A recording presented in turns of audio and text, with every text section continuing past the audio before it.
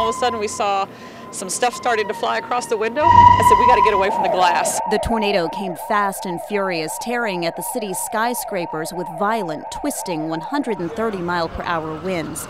The Westin Hotel, which is designed to bend with the wind, swayed as it should, but nearly 1,000 of its distinctive windows broke.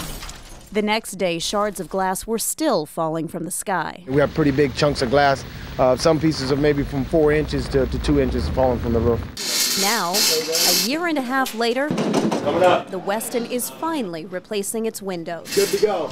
Old glass doesn't meet current code, which is higher wind loads, more energy efficiency, and so on that you would have in a new building.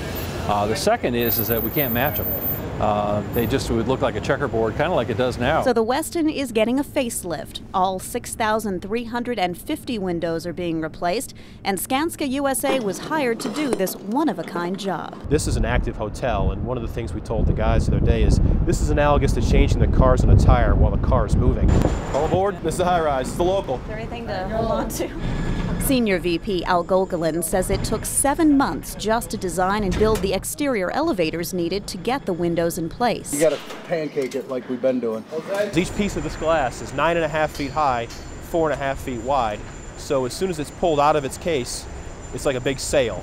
And if you can imagine handling a massive piece of glass 70 stories above the ground, you can understand why Superintendent Chip Gamble needs to know exactly what to expect from the wind and weather. How do you feel when you're out there? Well, if you're not scared, you're not normal. That's why the company installed its own weather station on site. We can tell temperature, barometric pressure, humidity, wind speed. Gamble gets the information off the computer and uses it to decide if it's safe to send workers out on the staging platforms more than 700 feet above the ground. What's bad for us is high winds and rain. Once it starts to rain, the suction cups used to replace the glass won't stick to the glass. And then if it gets windy, so it could be a bright sunny day, not too unlike today, yet if it's too windy, we can't do any work.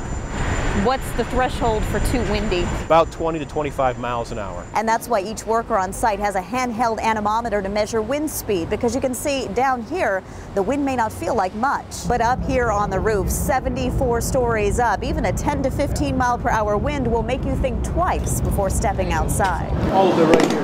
What's unusual about this job is that instead of working from the bottom up, they started in the Sundial restaurant at the very top of the hotel. As they come down, the windows will be replaced and the elevators will then be disassembled as they come down the tower. The Sundial restaurant is 3 stories high and has the largest windows in the hotel, so the workers have had to tackle the toughest part of the job first.